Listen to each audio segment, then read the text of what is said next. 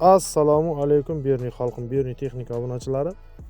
27-dekabr kundagi ishimiz Xayrulbuo masjidining yanidagi yerga keldik. Bu yerda bir do'stimiz viziv etib chaqirib qoldi bu yerga.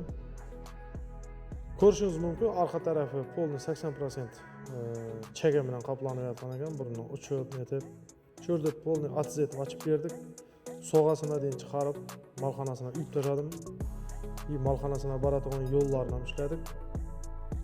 Sirtdan 25 risli to'proq akilib to'kdik. So'g'a to'proqdan.